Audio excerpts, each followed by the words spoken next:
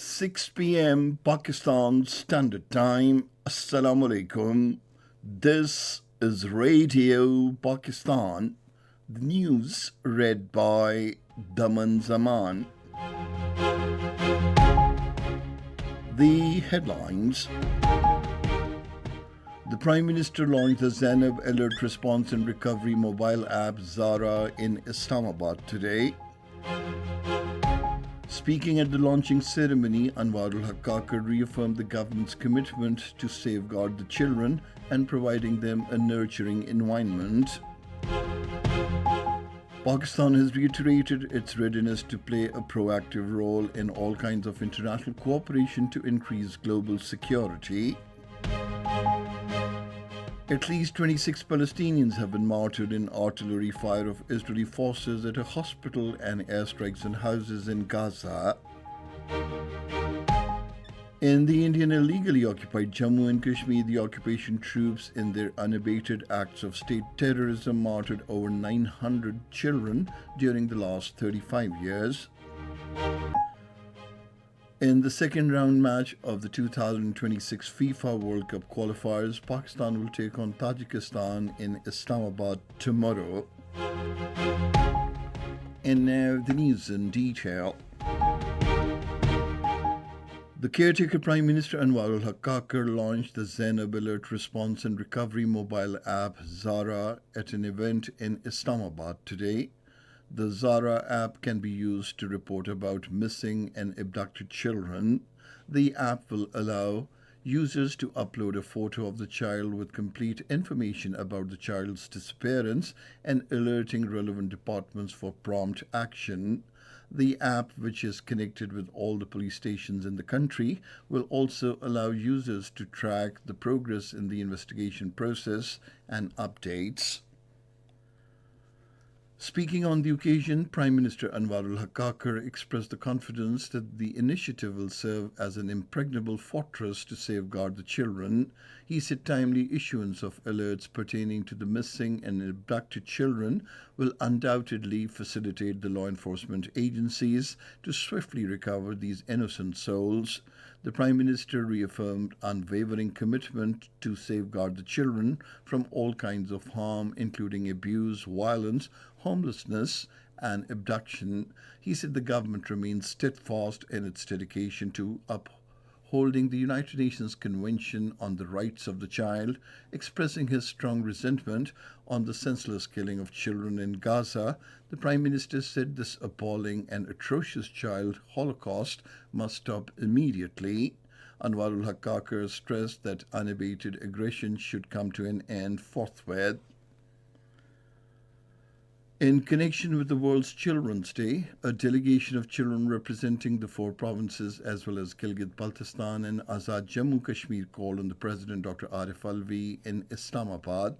The children highlighted various issues and challenges being faced by them, besides discussing their hopes and expectations for the future. Talking to the children, the President said Pakistan is committed to taking steps for the rights and the well-being of children. He said measures are being taken to equip children with education, skills, and training. The World Children's Day is being observed today with the theme to ensure the well-being and rights of every child. The theme is a reminder of the world's community's collective responsibility to ensure the well-being and rights of every child, regardless of their circumstances.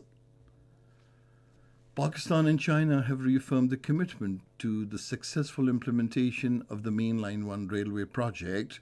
This came during a meeting between the Minister for Communications, Maritime Affairs and Railways, Shahid Ashraf Tardar, and the Chinese ambassador to Pakistan, Xiang Zedong, in Islamabad today.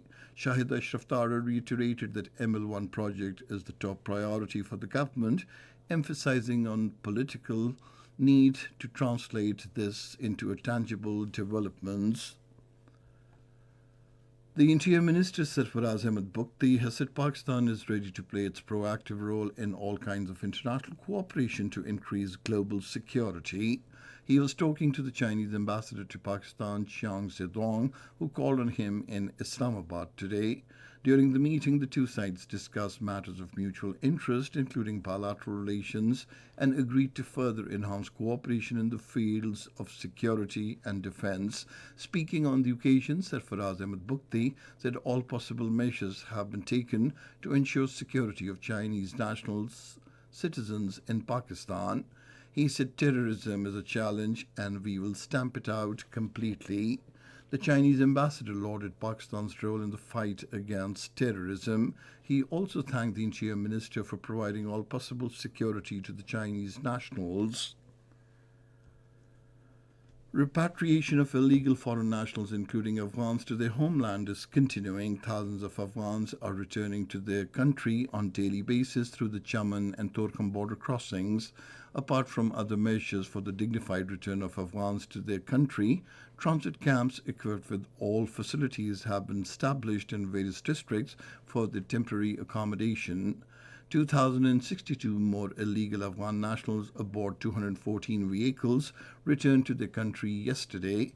So far, 237,883 Afghans have been repatriated to Afghanistan.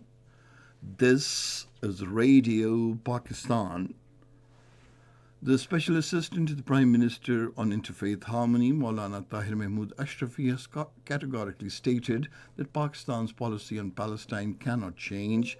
Addressing a news conference in Islamabad today, he said Pakistan has repeatedly expressed support and solidarity with the oppressed Palestinian people.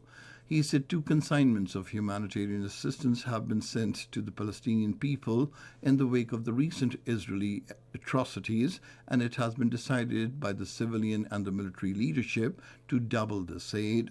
The special assistant said Pakistan is in contact with Saudi Arabia and other Gulf countries on the Middle East situation. At least 12 Palestinians were martyred in artillery fire by Israeli forces at an Indonesian hospital in Gaza today. The Israeli tanks have surrounded the hospital complex where hundreds of people remain trapped.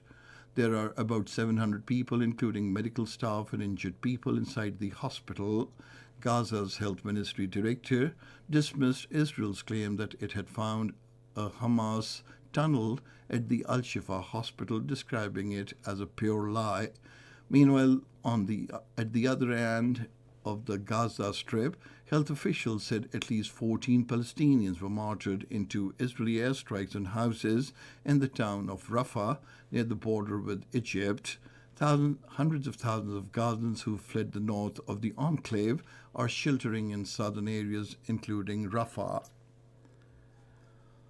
China has expressed its readiness to help restore peace in the Middle East as soon as possible. Talking to a delegation of Islamic and Arab states in Beijing, the Chinese Foreign Minister Wang Yi said a humanitarian disaster is unfolding in Gaza and we must stop it immediately.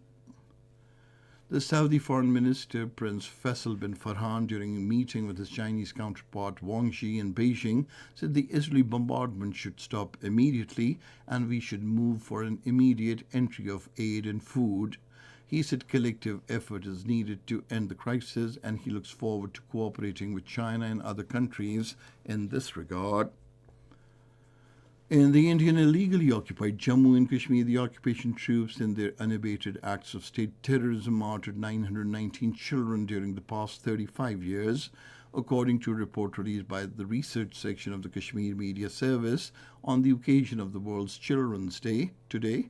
The killing of civilians rendered 107,934 Kashmiri children orphaned during the period. Similarly, thousands of people, including schoolboys and girls, were injured in pellet firing by the Indian troops on peaceful protesters. And now football. Tajikistan's football team arrived in Islamabad today to play the second match of the second round of the 2026 FIFA World Cup qualifiers. The match will be played tomorrow at 2 p.m. at the Jinnah Stadium in Islamabad. And finally, the weather report. Mainly dry weather is expected in most parts of the country, while cold conditions are likely in the upper parts during the next 12 hours. And that is the end of this news bulletin. For more news and analyses, log on to our website, radio.gov.pk, and you can also watch the live video streaming of our bulletins on the link facebook.com/Radio Pakistan News Official.